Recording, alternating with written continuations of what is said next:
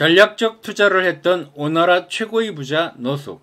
노숙은 두 가지 장점을 가진 행복한 인물로 보입니다. 삼국지 노숙전에는 노숙이 집안은 재산이 있어 부유했으며 라고 부자로 기록되었고, 이에 더하여 주유가 죽기 직전 송곤에게 보내는 편지에 노숙은 지혜와 지략이 있어 이 일을 맡기에 충분하니 저를 대행하도록 해 주십시오 라는 유언을 남겨 손권은 주유의 병사 4천여 명과 봉읍 내현을 노숙에게 맡겨 이후 오나라 대도독인 주유, 노숙, 여몽, 육손의 계보를 이었습니다. 노숙은 전략으로는 순옥의 협천자 이령제후와 공명의 천하삼분지계와 맞먹는 노숙 버전의 천하삼분지계를 구상하였고, 제물로는 촉의 미축과 위의 조홍과 더불어 삼국시대 3대 부호이기도 하였습니다. 사람들은 누구나 권력과 재물을 추구하고 최종적으로 헤게모니를 얻으려고 합니다. 재물이 많은 것을 누구나 부러워하지만 난세에 부자일지라도 줄 한 번 잘못 서는 경우 한순간에 나락으로 추락할 수 있습니다. 일론 머스크가 트럼프에게 올인하여 특급 공신이 되었지만 그 반대의 경우도 존재합니다. 조조의 사촌 동생 조홍은 젊은 조비에게 인색하게 굴다가 황제가 된 조비에게 죽임을 당할 위기에 처했습니다. 신하들이 말려도 소용이 없었으나 과거 조조의 목숨을 구해준 공로를 기억하고 있던 조비의 황태후 면부인 덕분에 간신히 목숨을 구할 수 있었습니다. 유비가 서주에 있던 시절 원술과 여포의 협공으로 대패하자 미축은 여동생 미부인과 노비 2천여 명, 금은보화 등 군자금을 유비에게 보내 지원하였습니다. 촉에서 미축의 공식 서열은 제갈량보다 위에 있었습니다. 하지만 훗날 형주에서 동생 미방의 배신으로 관우가 죽자 미축은 스스로를 결박하고 처벌을 청했습니다. 유비는 미축을 위로하였으나 1년 만에 병으로 죽었습니다. 노숙은 단순히 돈만 많은 부자가 아니었습니다. 젊은 주유가 거소연의 장이 되어 수백 명의 젊은이를 이끌고 노숙을 찾아가 식량을 요구하자 노숙은 흔쾌히 자신의 창고 2개 중에 하나를 주유에게 주었습니다. 호방한 결정을 통해 주유와 노숙은 두터운 사이가 되었고, 훗날 노숙은 주유를 이은 대도독이 되었습니다. 노숙은 재물보다 더 가치 있는 것의 존재를 아는 부자였습니다. 노숙은 손권을 처음 만나 촉이 오나라의 비전을 제시하였고, 둘째, 조조가 100만 대군을 이끌고 형주를 파죽지세로 쳐들어오는 위기 상황에서 오나라 모든 신하들이 항복을 주장하는 가운데 주유와 더불어 항전을 주장하면서 손유 동맹을 추진하여 성공시켰습니다.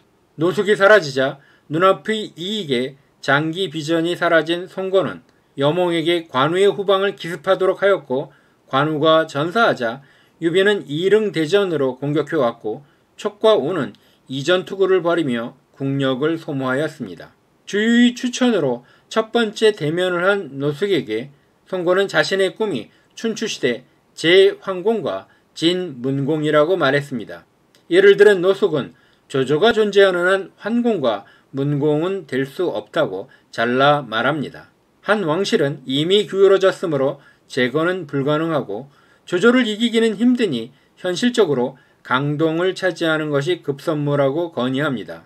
이를 위하여 먼저 황조를 무찌르고 유표를 쳐서 장강 유역을 정리한 다음 새롭게 천하통일을 도모해야 한다고 건의합니다. 이 파격적인 주장을 들은 오나라 원로 대신인 장소는 노숙이 거칠어서 임명할 수 없다고 반대했으나 송건은 겉으로는 자신은 오직 한나라에 충성을 바치겠다고 대답하면서도 노숙의 어머니에게 예물을 보내 노숙에 대한 만족감을 표시합니다. 형주의 유표가 죽자 노숙은 손권에게 건의합니다. 유표가 죽었고 두 아들은 불화하여 군의 장수들도 각각 두 파로 나누어져 대립하고 있습니다. 유비가 의탁했으나 유표는 그의 재능을 실시하여 중용할 수 없었습니다. 지금 즉시 유표의 두 아들에게 조문하고 유비에게 유표의 부하들을 어루만져 조조에게 대항하도록 하십시오. 노숙이 사신으로 갔으나 유표의 아들 유종은 이미 조조에게 투항하였고, 유비는 두려운 마음에 도주하려고 하자 유비를 만나 송곤과 힘을 합치도록 설득하여 제갈량과 함께 오나라로 귀국하였습니다.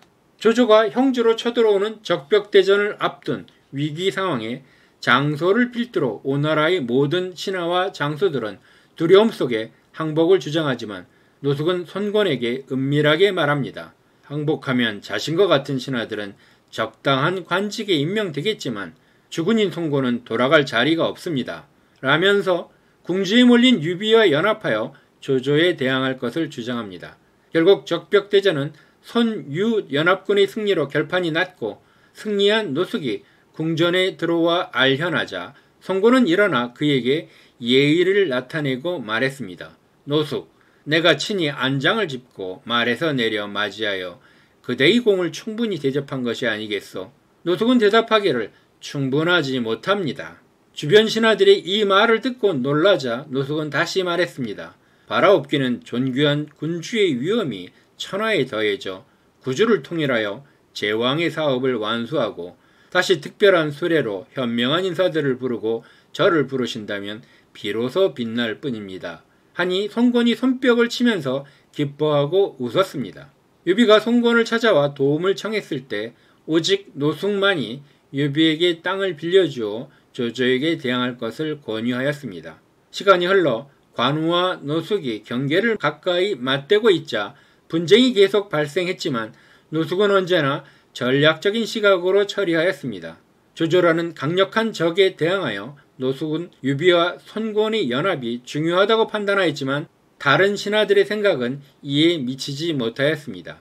217년 노숙이 46세의 나이로 세상을 떠나자 노숙이 관할하던 1만여 명의 병력은 모두 여몽에게 귀속되었습니다. 노숙은 관우를 동맹군으로 인식하고 연합하여 조조에 대항하는 것을 전략적 목표로 삼았으나 관우가 방덕을 죽이고 우금을 포로로 잡으며 위나라 수도를 압박하자 사마이는 천도를 고민하는 조조에게 손군과의 연합이라는 해결책을 제안하였습니다. 결국 여몽은 손권의 명령으로 관우의 형제를 기습하였고 손유 동맹은 깨지면서 관우는 전사하였습니다. 위나라가 건재한 상황에서 촉과 오가 서로 싸우는 이릉대전으로 유비는 손권을 공격하였고 결국 황새와 조개가 서로 싸우다 어부가 이득을 얻는 휼방지쟁이 벌어져 서척과 동호는 차례로 멸망하고 삼국시대는 마무리되었습니다. 노숙이 살아있었다면 일어날 수 없는 일이었습니다. 삼국지 연의에서 노숙은 공명과 유비에게 속아 넘어가는 바보로 등장하지만 현실에서의 노숙은 시대의 큰 흐름을 읽고 오나라 손권에게 장기적인 목표와 비전을 제시하는 전략가였습니다. 19세에 리더가 된 오나라 손권 주변에는 한 왕실에 대한 충성이라는 구시대적 세계관에 사로잡힌 유가적 지식인들과 눈앞의 강자에게 의탁하는 1차원적 인물들로 가득 찼습니다. 훗날 황제에 오른 손권은 대대로 중신의 지위를 맡았던 장소를 공의 책략대로 했다면 동호는 지금쯤 조조에게 완전히 먹히고 말았을 것이오 라고 비웃었고 제위에 오르기 위해 단에 오르면서 오나라 공경들에게 옛일을 추억하며 말했습니다. 노숙은 일찍이 내가 제위에 오를 것이라고 말했는데 이는 노숙이 형세 변화에 밝았다고 할 만하오 라며 과거 자신이 직접 장례식에 참석하여 애도하였던 이미 죽은 노숙을 추억하였습니다.